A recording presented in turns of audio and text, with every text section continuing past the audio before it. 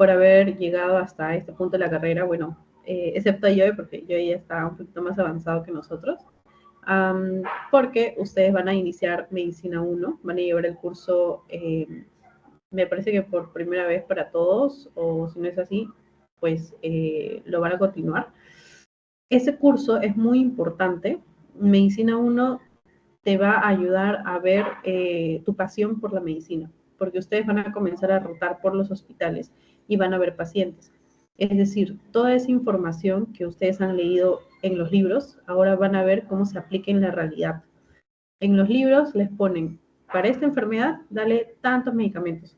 Pero en la realidad es que no en todos los hospitales hay medicamentos, o incluso en el Perú no tenemos todos los medicamentos que se mencionan en los libros. Los libros, recuerden que son información de Europa, de Estados Unidos, entonces no es que sea basado en nuestra realidad peruana.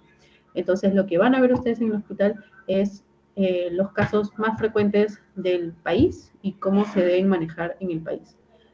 ¿Qué deben hacer ustedes como estudiantes de Medicina 1? Lo que deben hacer es entender por completo la enfermedad y el por qué ese paciente está ahí en la camilla, porque ustedes van a pasar, van a rotar, van a estar en el piso, ¿no? Con su docente pasando la visita. Para los que no saben, pasar la visita quiere decir que hay 10 pacientes que están siendo atendidos por un doctor, y el doctor a las 8 de la mañana, 8:30 o algunos más temprano, pasan por cada paciente, visitan a cada paciente. Entonces, voy primero por la paciente Juanita, converso con Juanita, ¿cómo te ha ido?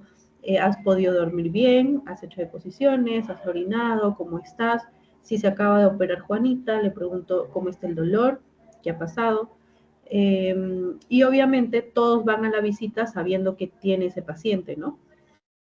Por eso es que la rotación que yo estoy haciendo ahorita en el hospital, yo voy a las 6 de la mañana aproximadamente para preguntarle a los pacientes justamente eso, ¿no? Se han hecho deposiciones, se han orinado, cómo están, ver sus funciones vitales, repasar un poco qué enfermedad tienen, por qué se le ha dado tales medicamentos, cosa que a las 8 de la mañana llegue el doctor y yo ya sé qué es lo que va a hablar en la visita porque ya he leído de qué se trata el problema de la paciente y sé que el doctor qué es lo que va a hacer, ¿no?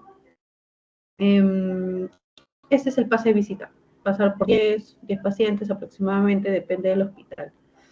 ¿Qué es lo que ustedes como alumnos tienen que hacer durante una visita?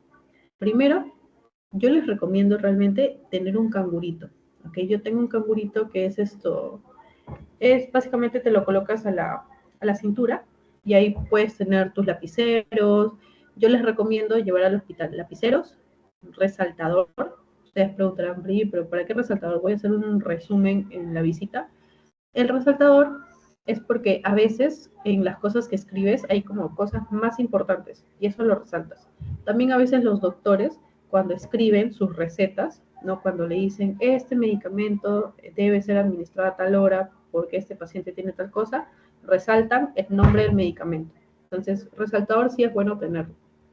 Segundo, por ahí a las enfermeras van a ver que tienen esto, cajas con guantes. Si ustedes le piden, por favor, necesito examinar un paciente, una mentirilla piadosa, necesito los guantes. Entonces guardan los guantes en su cangurera, cosa que cuando un doctor necesite guantes durante la visita, porque el doctor quiere tocar a ver el brazo de la paciente, qué es lo que ha pasado con esa persona, o si tiene una herida la paciente y necesita tocar la herida y no la puede tocar con las manos porque el mismo doctor se puede infectar con esa secreción, entonces tú ya tienes el guante para darle al doctor. Y eso lo ven bastante bien. Justamente me pasó hoy día. Me agarré como unos 10 guantes, porque son varios doctores y son varios pacientes, de la enfermera, y justo para examinar a un paciente que tiene una traqueostomía acá, o sea, por acá respira con un tubito, alrededor del tubito estaba saliendo secreción, o sea, de la tráquea estaba saliendo secreción. Entonces la doctora pregunta, ¿guantes? Y ningún doctor tenía guantes, ningún residente, ningún interno, que los internos son los estudiantes del último año, y yo, que era externa, porque yo no soy interna, soy externa, si estoy por ahí chismeando, estoy en la visita, le di los guantes porque ya sé que es importante tener guantes. Y si ustedes tienen guantes durante la visita, siendo alumnitos de cuarto año, van a hacer un golazo. Créanme que eso les va a subir puntos, créanme. O sea, ayudar, ser proactivo en el hospital les va a subir puntos. Otra cosa más, que tengan una libreta. No piensen que yo voy a estar en la visita escuchando. Anoten lo que les digo, ¿ok? Porque esto es importante. No piensen que, ya, yo durante la visita voy a estar escuchando y eso lo voy a memorizar. Imposible. Nuestra memoria es realmente bastante frágil y para la cantidad de información que tenemos es imposible memorizar todo. Así que tengan un cuaderno del tamaño de su canguro, obviamente, porque no van a tener el canguro y aparte el cuadernazo a un lado y aparte los lapicerotes a un lado. No, pues tiene que entrar en el cangurito para que así todo esté en su canguro y si necesitan algo de ahí sacan. Y ahí anotan todo lo que escuchan, todo lo que dicen los doctores, anótenlo. Y tú dirás, pero ¿por qué voy a anotar así de paporreta cada palabra que mencionen? Porque cada palabra que mencionen, tú no lo vas a saber. Probablemente lo hayas escuchado por ahí. Probablemente hayas escuchado hipertensión, ACV, bisacodilo, irbesartán, no sé, medicamentos, enfermedades. Pero créanme que hay que leer tanto que eso que ellos mencionan durante la visita es lo más importante. En el libro hay cientos, miles de palabras, ¿sí o no? Ya, pero en la visita, las palabras que mencionan es porque esas palabras son importantes dentro de nuestra realidad peruana. O sea, esa enfermedad es importante en nuestra realidad peruana. Por ejemplo, no sé, mencionan durante la visita a un paciente que tiene tuberculosis. Tuberculosis es lo más frecuente en el Perú, lo van a ver siempre. Entonces, anotas en tu cuaderno tuberculosis, te vas a tu casa luego de la visita o en la noche cuando llegas a la universidad y te pones a leer tuberculosis, así ese no sea el tema que tú estás estudiando, así ese no sea el tema de tu facultad, de tu sílabo. ¿Okay? Estúdialo. Y otra cosa, todo lo que veas en tu paciente, descríbelo. Por ejemplo, hay un paciente en el servicio en el que yo estoy rotando que tiene el tórax bien amplio, un tórax bien grande. Que imagínense un tórax ancho, grande. Ya, a eso se le llama tórax en tonel. Y todo lo que tú veas, coméntale, ¿no? Al oído de tu doctor. Dile, doctor, mire, este paciente tiene estas lesiones, describe las lesiones. En medicina 1, chicos, ustedes tienen que describir todo lo que ven. Eso es medicina, eso es semiología, que les voy a enseñar en un momento cómo describir de manera ordenada en la historia clínica. Semiología es todo lo que yo veo, lo describo. Ahora, conforme vayan ustedes aprendiendo más semiología, van a ver que cada cosa que ustedes describen puede ir relacionada a una enfermedad, ¿ok?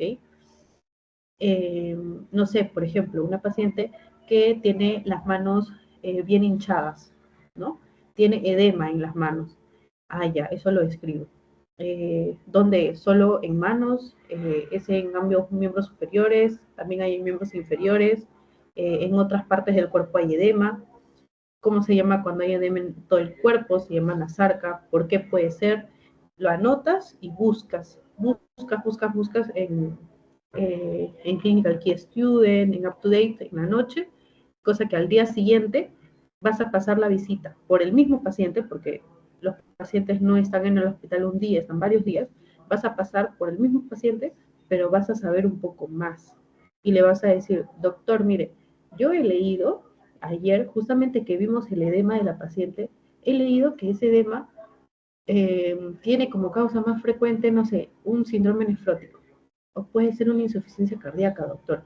Y mire, justo la paciente ha tenido un infarto en el año 2014 y tiene un electrocardiograma, no sé, donde sale una fibrilación auricular, algo así. Entonces el doctor, primero que ve tu interés. Y si ve tu interés, primero que te va a poner buena nota. Y todos necesitamos buena nota. Cuando lleguen a cirugía, se van a dar cuenta. Yo fui una de las primeras en elegir la sede en la que yo quería estar por ser noveno puesto en mi promoción y eso, que no era ni una de las primeras, por mis notas, por mi promedio general. Primer puesto fue la que eligió primero su hospital, obviamente eligió Revaliati, porque Revaliati es el mejor. Yo elegí novena, yo soy noveno puesto, bueno, creo que ya no, creo que he bajado, pero la cuestión es que me alcanzó felizmente para elegir Revaliati nuevamente para cirugía. Y es muy bueno. Entonces la nota vale. Y ustedes aprovechen cada intervención que puedan, cada conocimiento, díganlo. ¿Por qué? No solo para demostrar que saben, sino también para que si algo saben de manera incorrecta, el doctor les corrija. Oye, espera, esto has leído, pero no es así. Y tú analizas la situación y te va a servir para una próxima oportunidad. Créanme que les va a servir.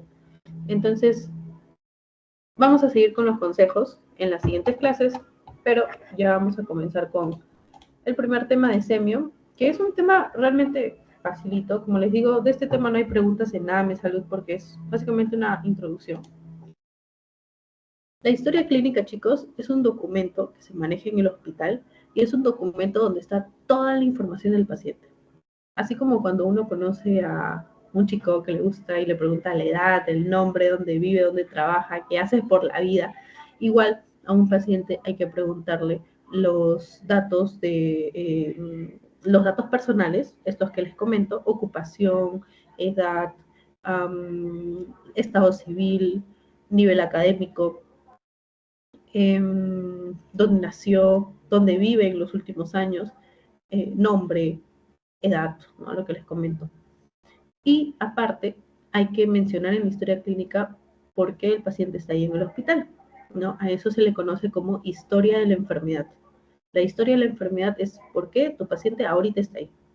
Es como que tú anotaras en un diario lo que te pasa en el día. Escribes qué te pasó, a qué hora te pasó, cómo te pasó y cómo te afecta.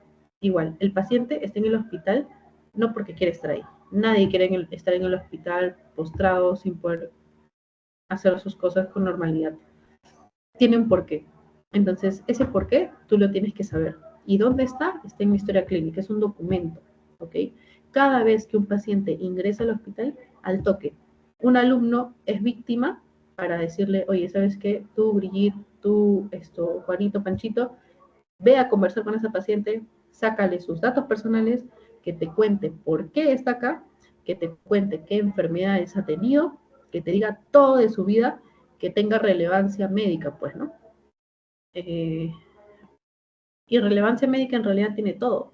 ¿Cuántas parejas sexuales ha tenido? Si es una persona que usa métodos anticonceptivos, por ejemplo, cuánto de peso ha bajado, todo le tienen que preguntar, ¿ok? Todo es importante. Y algo que yo les recomiendo cuando ustedes escriban una historia clínica es sean chismosos. Cuando la paciente te dice, doctor, sí, he orinado ayer.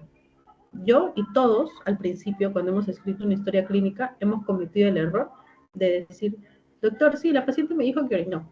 La paciente me dijo que hizo deposiciones. Todo bien, doctor. Y luego el doctor te pregunta, ¿cuánto de deposiciones hizo?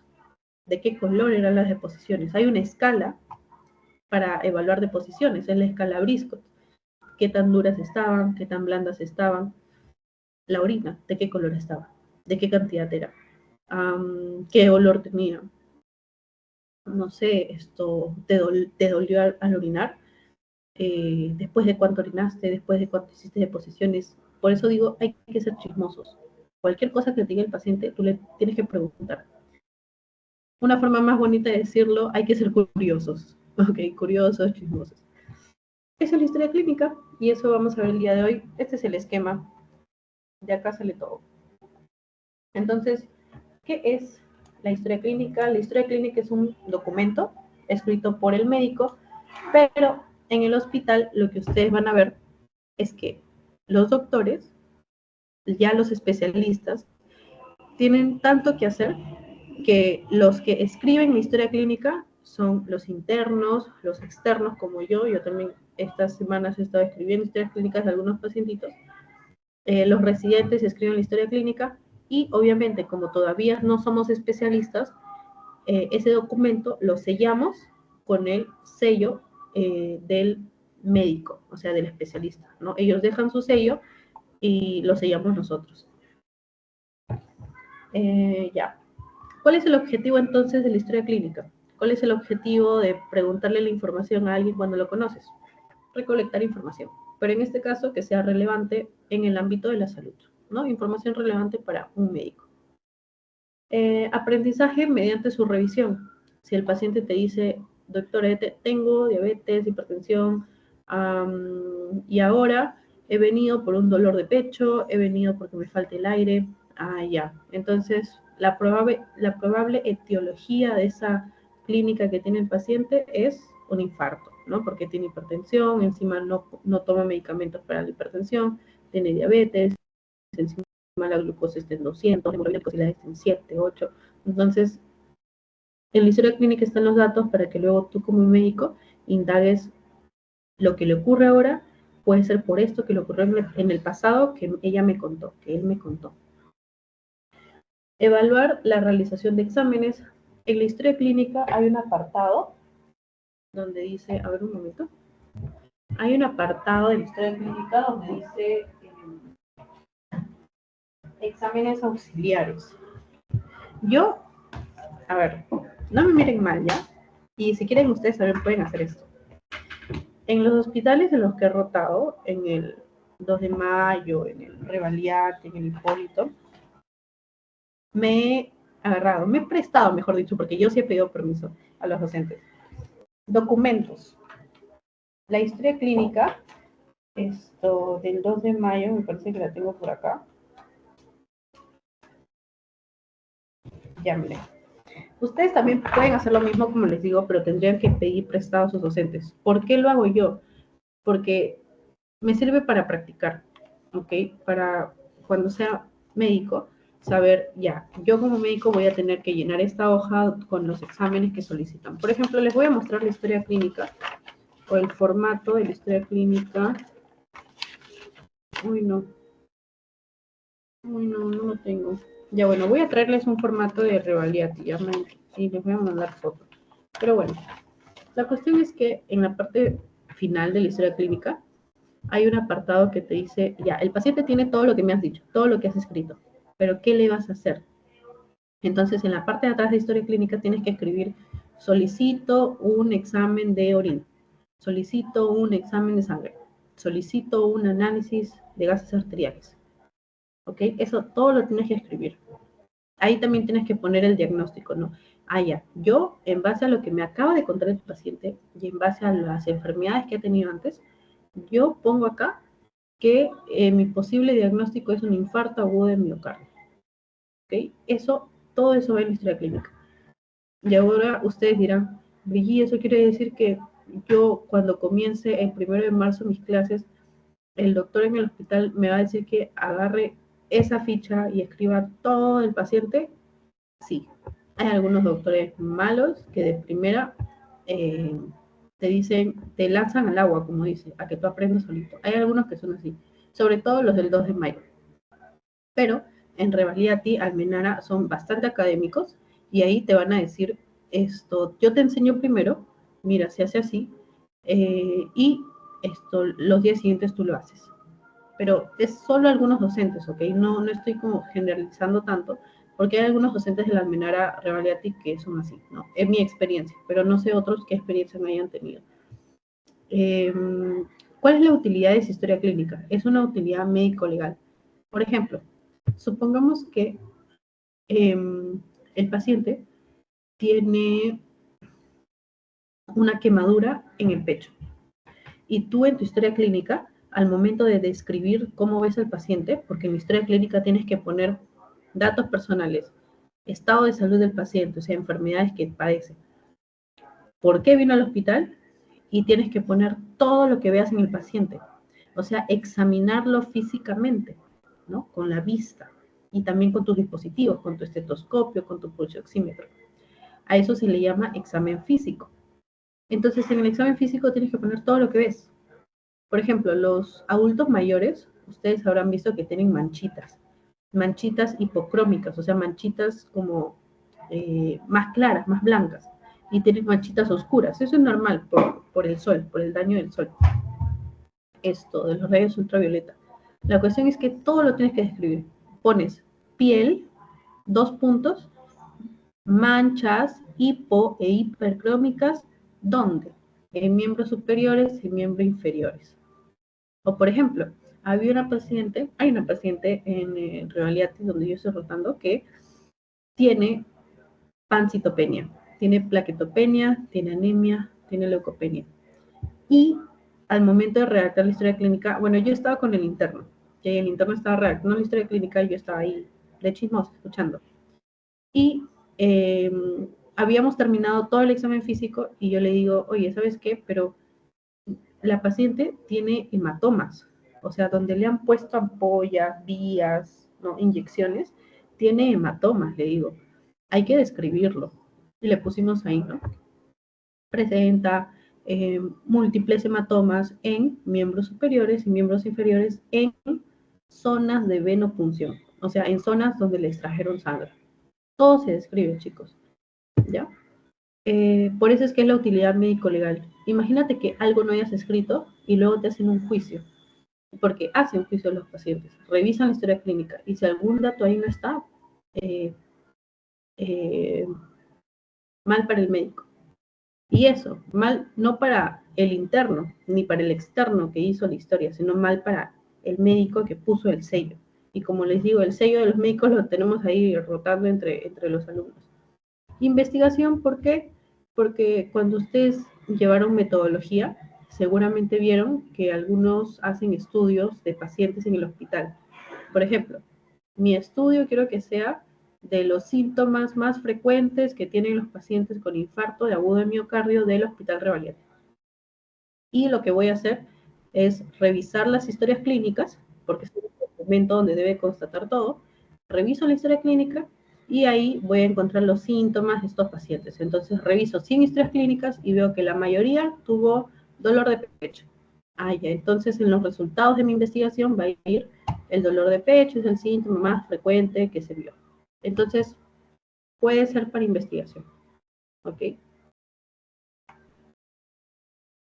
Cuando ustedes escriban una historia clínica, todo lo que escriban, chicos, por más que vean en internet otra cosa, letra legible, letra elegante. En la historia clínica y en un documento que manejen en el hospital, no puede haber borrones. Es delito en el hospital que hayan borrones. A mí me han roto historias clínicas porque he tenido borrones, porque me he equivocado, porque el paciente me decía, no, yo no tengo ninguna enfermedad, yo no tengo. Entonces yo escribía en la historia clínica, niega enfermedades, ¿no? Ahí te dice, enfermedades, 2 puntos, niega. Así le ponía. Y luego, conforme íbamos hablando, el paciente y yo, me decía, ah, sí, esto de acá lo tengo porque me operaron de apendicitis, pues hace un tiempo. Y yo quedaba como que, ahora tengo que corregirlo.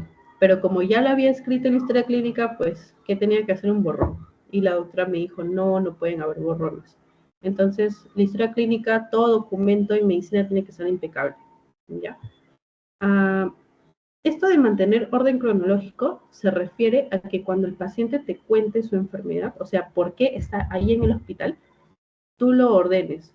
Por ejemplo, un paciente que en su casa hace 5 días sintió dolor de pecho y esto luego se agregó, no sé, dolor en hombro, dolor en cuello, no sé, se agregó la falta de aire. Al día siguiente va por emergencia o ese mismo día va por emergencia del Hospital Revalidati, donde le colocan tal medicamento, no sé, así, en orden. No puedes poner, primero, acudió a emergencia del Hospital Revalidati. Segundo, era porque tenía su dolor de pecho. Tercero, hace 5 días también sintió dolor de pecho, no sé. No puede ser así en desorden, ¿ok? Entonces, ustedes cuando escuchen historia clínica, piensen que historia clínica tiene 2 partes. Cuando conversan con un amigo, cuando conversan con alguien con quien tienen interés, su conversación se divide en 2 partes. Primero, ¿quién es la persona? ¿Ok? A eso se le llama filiación. ¿Quién es la persona? Y ahora, ¿por qué la persona vino acá? A eso se le llama anamnesis. Anamnesis es yo evalúo a la persona, ¿ok? ¿Quién es? Y la segunda parte es el examen físico, o sea, ya observo qué alteraciones tiene esa persona, ¿no? En brazos, en piel, en cuello, ganglios, todo ello. Entonces, esas son las 2 partes, anamnesis y examen físico. ¿Qué es lo que veo entonces en anamnesis? En anamnesis, que es lo que él me cuenta, ¿ok? Anamnesis es lo que él me cuenta, lo que el paciente me cuenta, lo que yo converso. En anamnesis veo algo subjetivo, porque el paciente te puede decir, ah, sí, yo recuerdo, doctora, que hace 6 días yo estaba tranquila en mi casa. Doctora, yo recuerdo que mis deposiciones estaban normales. ¿Ah?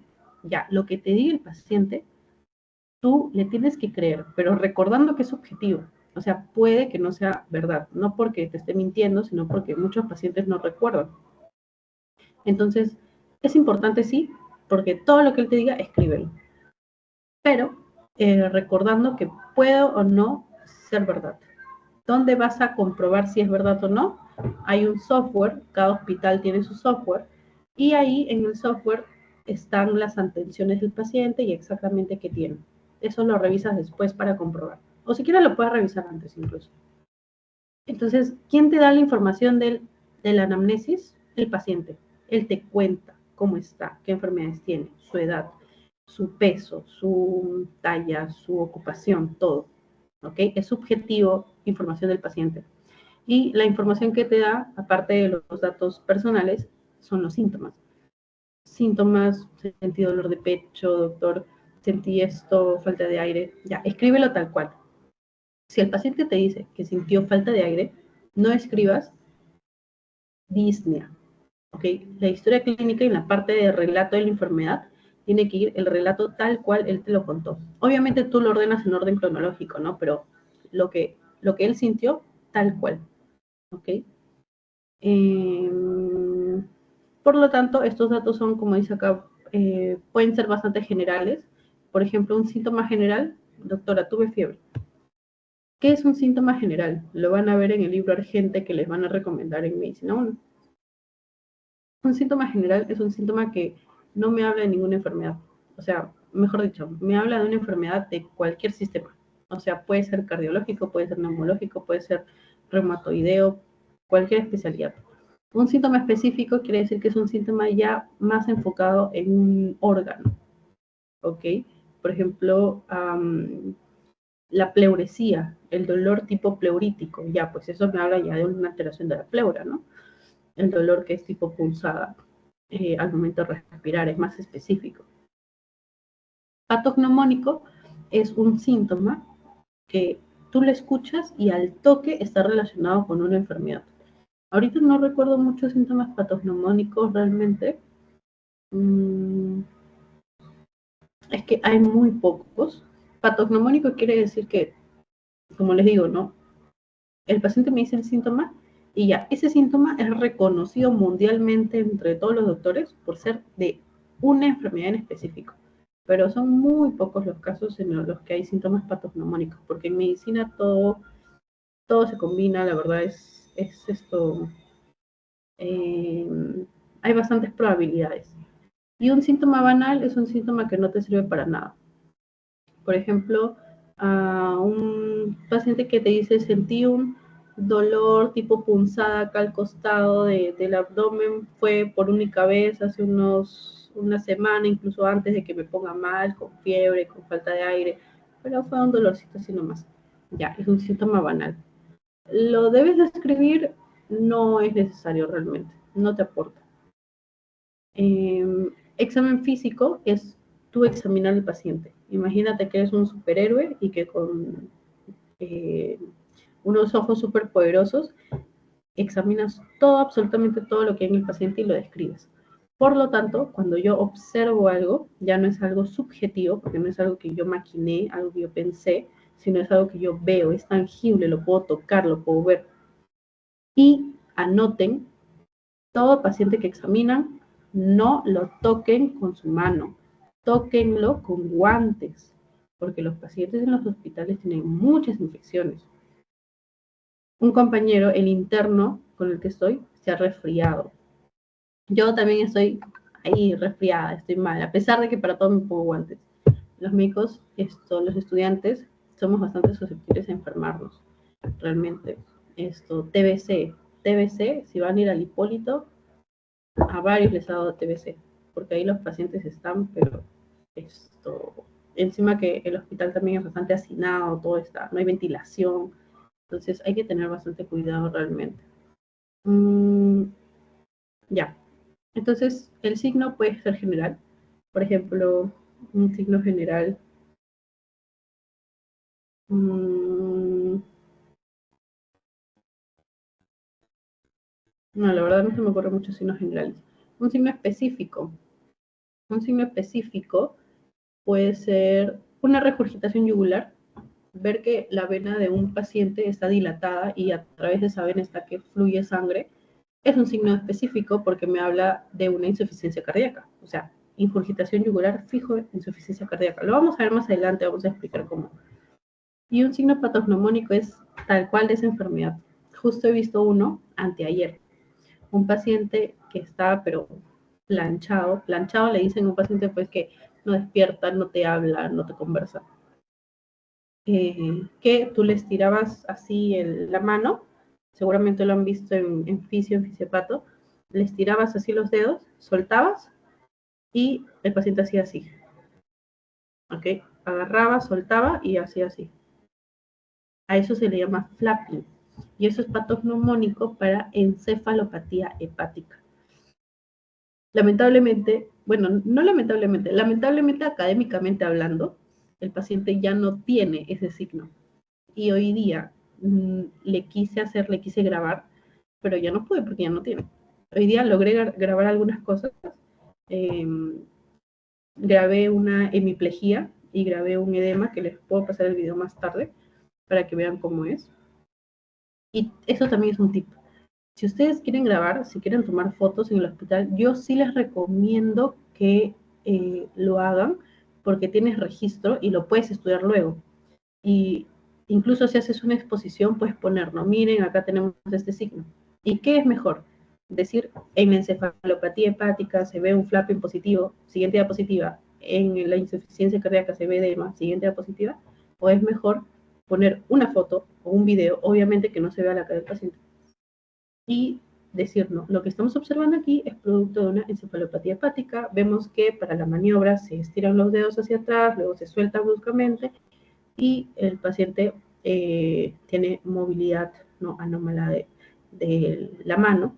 Esto es un flapping positivo. Una imagen, un video habla más que 1000 palabras. Y para la memoria sirve. Si tú lees algo, no lo vas a recordar. Pero si tú ves algo, escuchas algo, grabas algo, lo muestras, le dices a tu amigo, oye, mira, hoy día vi un flapping positivo. Esa es encefalopatía hepática, me acaba de enseñar el doctor. Ya se te quedó en tu cabeza al menos para un año, que luego lo vas a tener que estudiar otra vez, o ya para 2 años se te quedó. Entonces yo sí recomiendo registrarlo, yo lo hago, incluso como verán, ¿no? Los documentos los guardo con permiso de los docentes. Hoy día he grabado con permiso del familiar, con permiso de la señora también, y les voy a mostrar, no se preocupen, les mencioné que era por fines académicos, era para registrar lo que tenían, y es bueno, pero teniendo cuidado de no exponer al paciente, ¿no? Luego no vas a subir ese video a YouTube, a Facebook, y vas a poner, miren, este paciente tiene esta alteración, ¿no? No es tampoco el objetivo.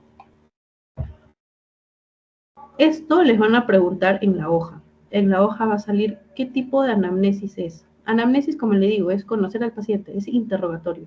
Conocer al paciente me refiero, ¿quién eres? Datos personales. ¿Y por qué estás acá? Interrogatorio, full preguntas. Si solo estás hablando con el paciente y él te da la información, es una anamnesis directa. Personas de 30 años, personas de 40 años, personas lúcidas, vas a poder tener una perfecta conversación. Pero si tú ves que la persona no te responde o balbucea, o si la persona no te sabe dar buenos datos, le dices, ya señor, eh, me avisa cuando viene su familiar, yo quiero conversar con esa persona. Esperas a que venga el familiar, obviamente un familiar con el que la persona viva, ¿no? Para que sepa todo de la persona, del paciente, y hablas con el familiar para que te dé mejor información. Eso sería una anamnesis indirecta, porque él no te da la información, pero sí alguien cercano. Y anamnesis mixta es cuando te da información el paciente más algún familiar, o sea, los dos. ¿Ok? Eso se escribe en la historia clínica. La anamnesis fue directa, indirecta o mixta. Ya. Estas son las partes de la anamnesis. Yo les dije a grosso modo, anamnesis es quién eres y por qué estás acá. Pero en realidad son algunas partes más. ¿Quién eres? Se llama filiación. Filiación es igual a conocer los datos personales de mi paciente. Igual, acá imagínense que están conociendo por primera vez a su crush y le preguntan de todo. Nombre, edad, sexo, ocupación, nacimiento, procedencia, domicilio, todo, religión, fecha de ingreso. Fecha de ingreso se refiere a cuándo el paciente entró a ese lugar donde está. ¿Okay? No fecha de ingreso al hospital. El paciente pudo haber ingresado por emergencia el lunes, pero donde estás tú pasando la visita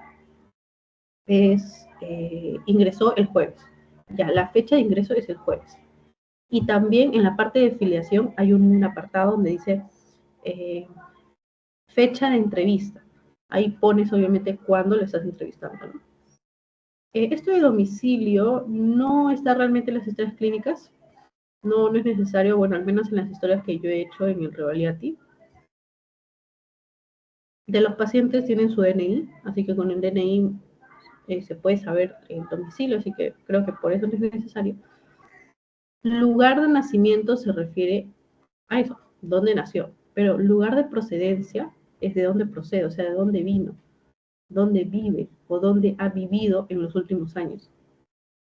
El paciente puede haber nacido en Surco, pero los últimos años vivió en Ate. Lugar de procedencia, Ate. Enfermedad actual. Aquí comenzamos a ver esto. Aquí está un poquito alterado. Bueno, en realidad este es el formato de la USMP. ¿Okay? Este es el formato de la USMP. Les voy a pasar la historia clínica que pide hacer la USMP, pero en el Revaliati es un poquito diferente. En el Revaliati, o bueno, en los hospitales, al menos que yo he estado, es primero afiliación y segundo es antecedentes. O sea, primero conozco quién es la persona realmente, ¿no?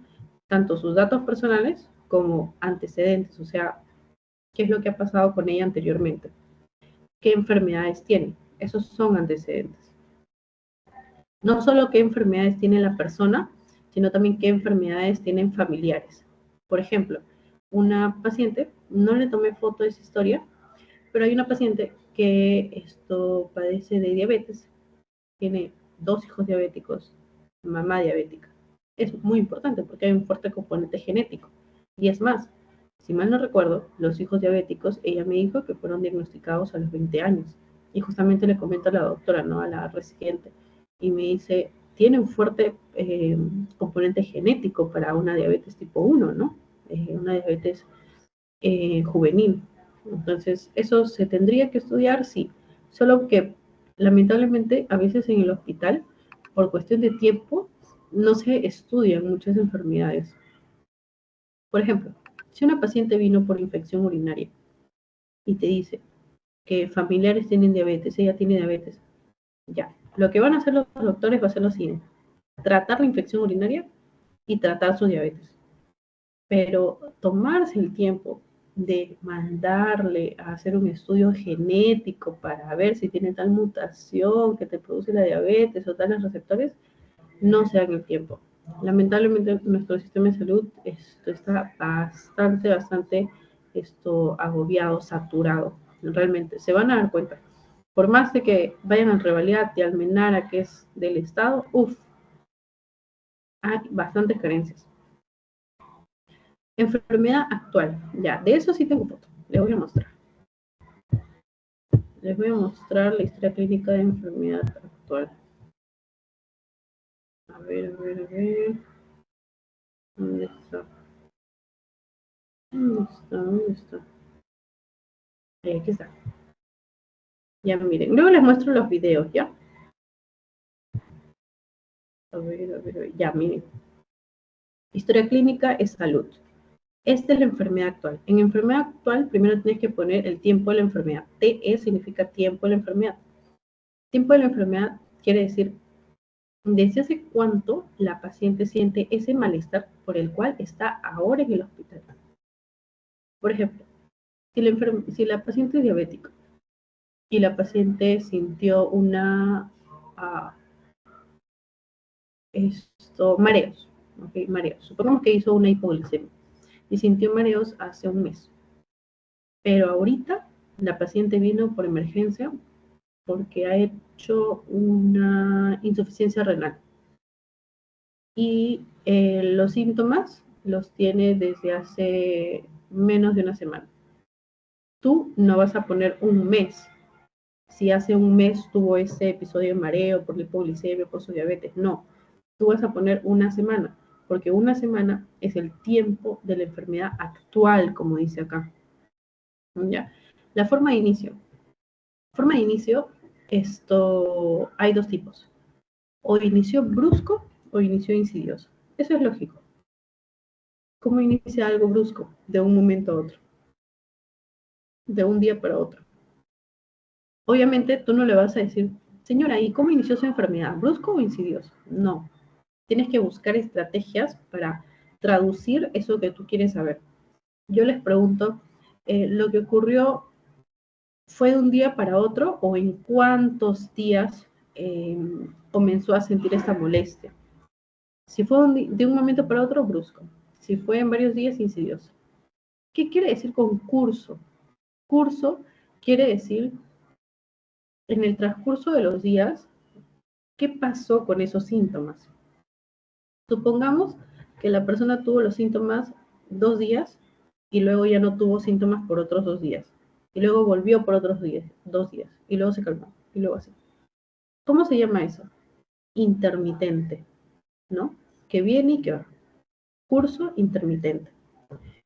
Si el curso es como, o sea, que todos los días se sintió igual, estacionario, ¿ok? Estacionario. Y si el curso es que la persona notó que los dolores comenzaron a aumentar, que, no sé, que la fiebre comenzó a aumentar, los escalofríos comenzó a aumentar, o sea, ha ido aumentando progresivamente, se llama curso progresivo. En signos y síntomas principales es un resumen de por qué la paciente está ahí. Debilidad, parálisis de miembros superiores, miembros inferiores. Justo tuve la clase con los chicos de fisiopatología, vimos ACV, y justamente este es un caso de ACV que saqué de un paciente del hospital justamente para enseñarles, ¿no? Cómo era el tema de la historia clínica. Y aquí está el relato cronológico. Miren, esto es escrito por el interno, si mal no recuerdo. Él, tal fecha, presenta un episodio brusco de paresia del miembro inferior derecho. ¿Ustedes creen que el paciente le dijo al interno, ya doctor, sí, yo tuve el 4 en la noche, tuve paresia del miembro inferior izquierdo? No, obviamente el paciente te va a decir, yo tuve debilidad, sensación de debilidad. Esto también es bastante controversial, ¿no? Como yo les dije, acá no se debe escribir términos médicos en relato cronológico, se debe escribir como los términos que te dé el paciente. Pero bueno, acá le han puesto paresia. Algunos doctores lo pasan realmente, pero bueno, a mí mis doctores me enseñaron a escribir tal cual lo que te decía el paciente. Pero bueno, es aceptable. No es que te crucifiquen por escribir paresia en lugar de sensación de debilidad. Y obviamente el señor seguramente le dijo, ¿no? Al doctor, sí, sentí debilidad acá, y luego me caí. Ya, ahí está el ser curioso. ¿Dónde? ¿Cómo? Te golpeaste. Si sentiste debilidad, te caíste.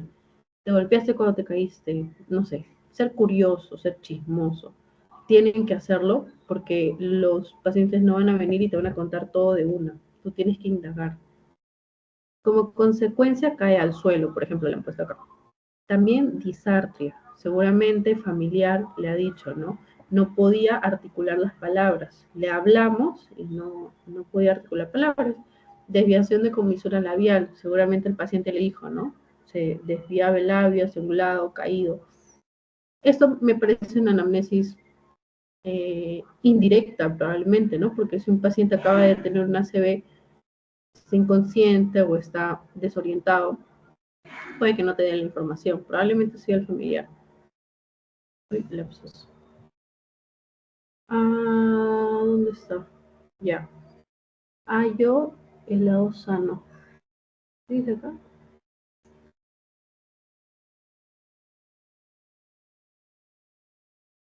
Yo.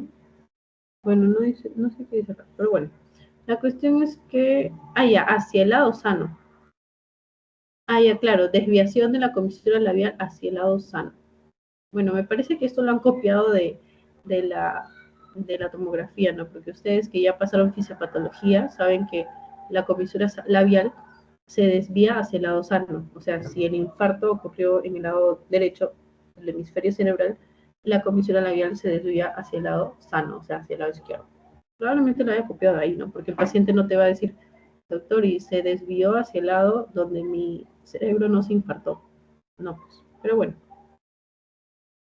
no es un buen ejemplo de historia. Durante este tiempo no pierde la conciencia, o sea, no se desmaya. Eh, Mantiene el control de esfínteres. ¿Por qué se le pregunta eso? Porque se sabe que cuando hay un accidente cerebrovascular, principalmente si el infarto es a nivel frontal, a nivel anterior, o puede ser también a nivel parietal, la persona relaja esfínteres, o sea, se orina, no contiene la orina, porque el lóbulo caudado del, esto, del lóbulo parietal es el que controla los esfínteres, ¿ok? Familiar refiere que horas antes tenía una mayor tendencia al sueño, estaba somnoliento, y lo ocurrido fue similar en los años 2019-2022, o sea, ya tuvo 2 episodios. En emergencia del Hospital Nacional Emilio Revalliati Martins, inician tratamiento con trombólisis, ¿no? Como ustedes saben, en un ACV lo que se hace es administrar un medicamento que se llama Alteplasa para que si ese vaso sanguíneo está obstruido y por lo tanto no pasa bien el flujo sanguíneo, pues el alteplasa lo que hace es degradar a esa obstrucción, ¿ok? A ese coágulo que se ha metido ahí de repente lo degrada y pues pasa la sangre. Entonces lo trombolizan en emergencia para que vuelva a tener flujo sanguíneo a las 10:30. Pero se suspende debido a deterioro del sensorio. O sea, el paciente empeoró, entonces ya no le hacen trombólisis. Bueno, eso depende de los médicos, ¿no? Sin embargo, no presenta hemorragia cerebral, me parece que dice. Bueno, entonces hasta ahí hemos visto, voy a poner el PPT, creo que mejor acá.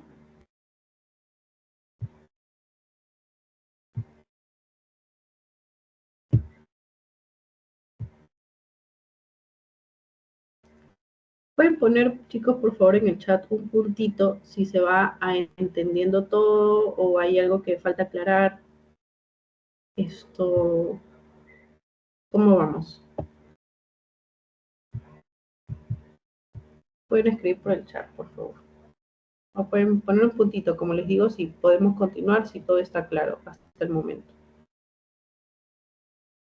Ya reaccionaron, qué linda, chicas. Ya. Aquí está. Si pueden ver la diapo, por si acaso voy a compartir de nuevo. Ya, Melanie también está ahí. Ya, gracias. Ya. Entonces, ¿qué sigue? Funciones biológicas. Y aquí está, ¿no? Funciones biológicas. Apetito, sed, orina, deposiciones, sueño.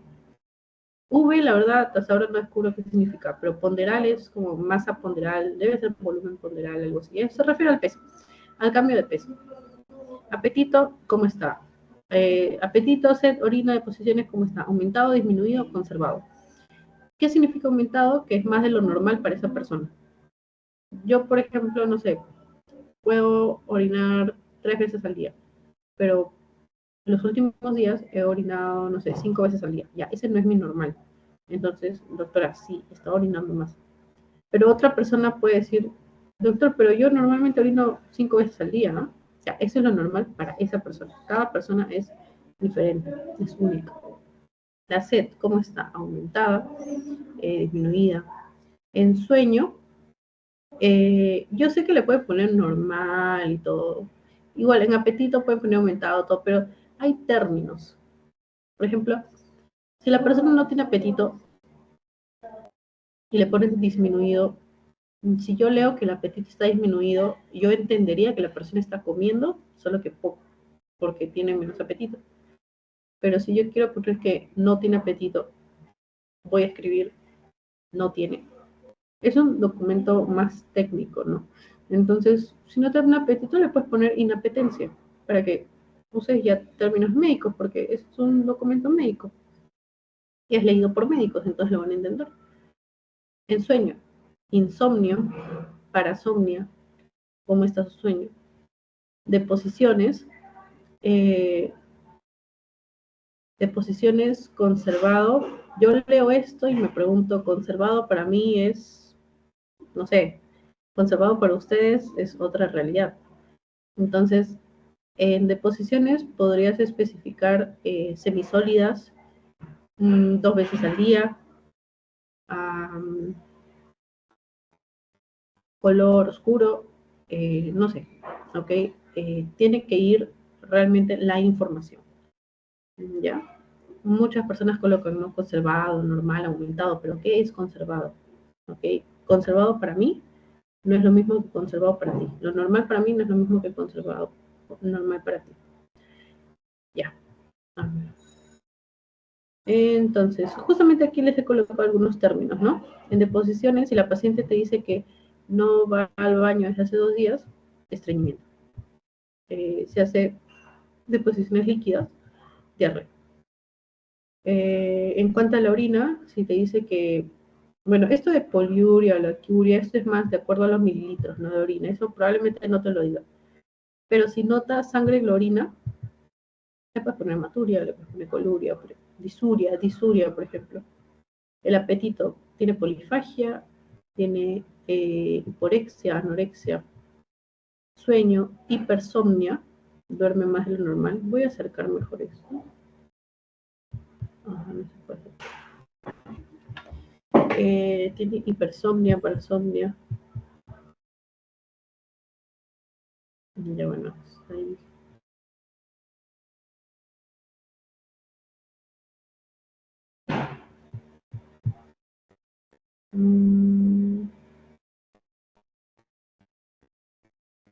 Ahí, aquí está.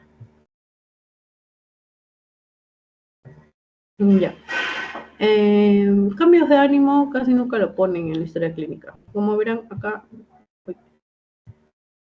no hay cambios de ánimo. Ya. Y finalmente, esto está mal, esto no debería ir acá. Finalmente, examen físico, ¿no? La segunda parte. Primera parte fue anamnesis, segunda parte examen físico. Examen físico se divide en 2 partes. Un examen así general y un examen específico. Examen general quiere decir un vistazo al paciente. ¿Ok? Un vistazo al paciente quiere decir cómo están sus funciones vitales. Eso es lo más básico. Eso es un vistazo al paciente. Si yo veo, por ejemplo, que está taquicárdico, que está polipneico, que está con una fiebre alta, que está con hipotenso, al toque digo, vistazo, tiene sepsis, ¿no? Porque está con fiebre y está con hipotensión, tiene una sepsis. Ese es el primer vistazo. Ver en base a sus funciones, en términos groseros lo voy a decir, qué tan vivo está el paciente. Hablando de funciones vitales, ¿ok? Es eso. O si está hipotenso, si está con frecuencia cardíaca en 40, si está con hipotermia y está con, bradicardia, bradipnia, tú puedes pensar al toque, uy, este paciente está chocado, está entrando en shock. Ya, ese es el primer vistazo. ¿Cómo están sus funciones vitales? ¿Cómo se llama cuando tú ves cómo está la dinamia del sistema cardiovascular? Se llama hemodinamia. Entonces, con los signos vitales, tú ves si está hemodinámicamente estable, o sea, si sus funciones vitales están dentro de lo normal, o si está hemodinámicamente inestable. O sea, si está hipotenso, hipertenso, eso es que no está estable. Primer vistazo, seguimos con lo segundo, es el aspecto general. Esto no lo colocan muchos. Edad, le puedes poner como bien conservado, mal conservado, es la verdad bastante subjetivo. Pero bueno, lo que sí se ve en aspecto general es la hidratación. Creo que por acá lo tengo. Aquí está, miren, estado general. Ah, ya, aquí está, pues lo que les decía, ¿no? Examen clínico es lo mismo que examen físico, ¿ok? Examen físico, temperatura, presión arterial, perdón, frecuencia cardíaca, talla. La talla por lo general te lo dice el señor, no tienes que decirle, señor, le voy a pesar, le voy a medir, te quitaría demasiado tiempo. Presión venosa central, ¿quién va a medir una presión venosa central? O sea, es invasivo, ¿no? Frecuencia respiratoria, aspecto corporal, creo que es eso. Pero bueno, la cuestión es que usualmente solo llenamos temperatura, peso, talla, frecuencia cardíaca, presión arterial. Y eso, en algunos hospitales está prohibido el termómetro de mercurio. No sé por qué, supongo que habrán habido accidentes, pero lamentablemente se debe solo tomar la temperatura en algunos hospitales con el termómetro la pistolita, el digital, que no es específico realmente. Entonces ya terminé mi vistazo general. En vistazo general, miren este paciente, hemodinámicamente estable. Normotenso, normocárdico, probablemente normopnia. Y luego vamos a el estado general, ¿ok? O sea, este de acá, el aspecto general que les decía, ¿no? ¿Qué es eso del aspecto general? El aspecto general es básicamente cómo está el cuerpo del paciente. Okay. Si ya vi cómo está por dentro del paciente con los signos vitales, en general, cómo está el cuerpo del paciente. Okay. O el paciente cómo está en general. Entonces tú lo que tienes que poner primero es cómo ves al paciente o cuál es lo normal en el paciente. Se coloca estado basal. Estado basal quiere decir cómo el paciente está en casa normalmente. ¿Okay? Porque tú ahorita en el hospital lo ves echado, ves que no se mueve, ves que está acompañado, ves que necesita alguien para que esto se bañe. Pero en casa era así. Eso les interesa a los doctores. Porque, por ejemplo, si un paciente entra caminando al hospital, caminando se tiene que ir, caminando tiene que salir. Si un paciente entra al hospital habiendo estado postrado en cama todos los días del último año, tú como médico vas a tener la intención de devolverle la oportunidad de caminar, de devolverle por más esfuerzo que hagas, es bastante difícil porque es su basal. O sea, él ya estaba así en casa y no viene por eso. O sea, no, su enfermedad no tiene relación con eso, ¿no? De repente es otra cosa.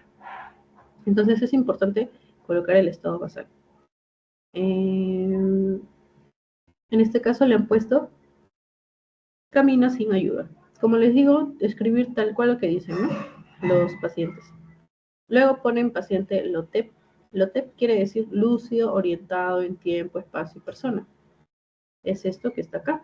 Miren, yo sé que esto está en desorden, ¿ya? Pero lo vamos a ver. Estamos en aspecto general. Estado de conciencia. ¿Qué es el estado de conciencia?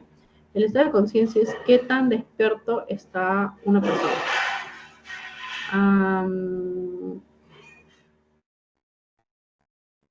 ¿Alguien sabe qué estructura anatómica controla el estado de conciencia? Lo pueden escribir por el chat.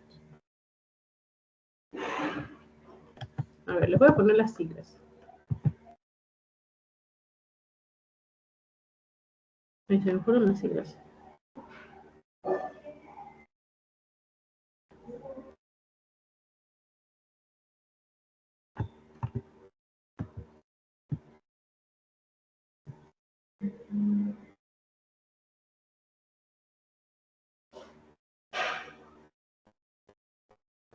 Ya, más o menos así.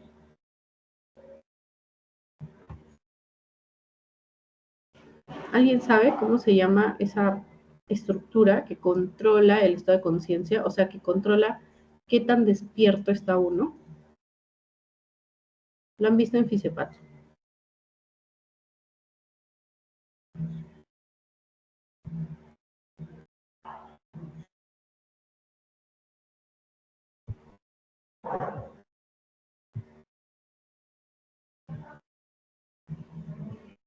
Es una estructura que es en el tronco encefálico.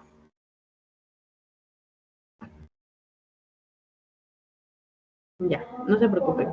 Es el sistema reticular activador ascendente. ¿Ok? El sistema reticular ascendente que está en el tronco encefálico.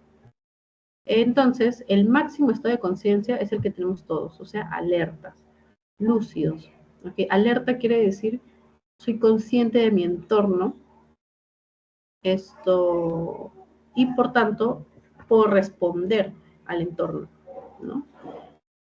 Luego dice obnubilación o somnolencia, ¿no? Una persona que está cayendo en sueño. Por ejemplo, cuando uno está cabeceando en el transporte público y pasa un rompemuelle y al toque te despiertas. Eso es somnolencia, que ante un estímulo normal de moderada intensidad te despiertas. Estás somnoliento. Pero letárgico, estuporoso, es que estás ya durmiéndote, pero más profundamente, tanto que necesitas un estímulo mayor para despertarte. Eso es letárgico, estuporoso. Y finalmente el coma es que ya no te despiertas con nada.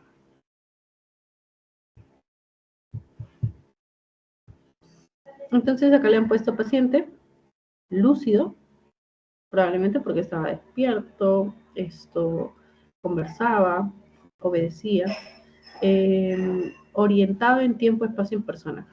Eso también tienen que poner.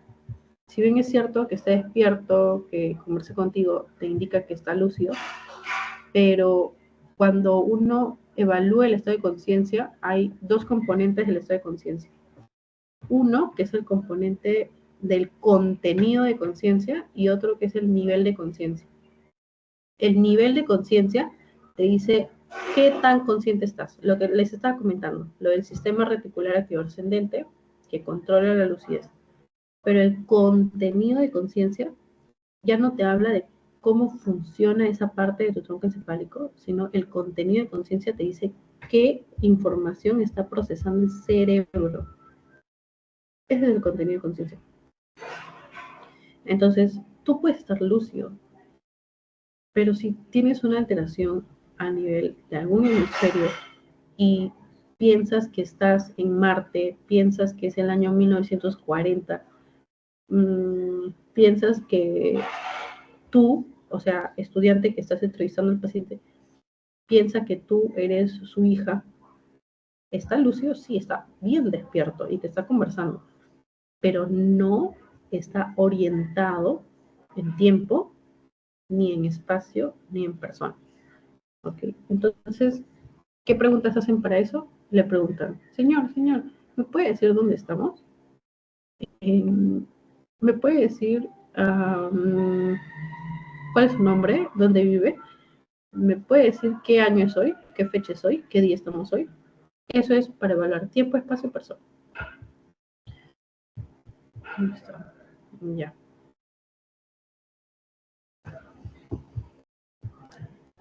Luego viene lo de la hidratación. Lo de la hidratación quiere decir que debes ver en el paciente si tiene una adecuada hidratación. ¿Cómo dice su nombre? ¿Cómo veo yo la hidratación? Le pido, señor, abra la lengua. Si la lengua está seca, ¿cómo yo sé que está seca? Porque es una lengua cuarteada, con líneas así, seca. Si la lengua está seca, pues pongo aparente mal estado de hidratación, porque está seco, pues.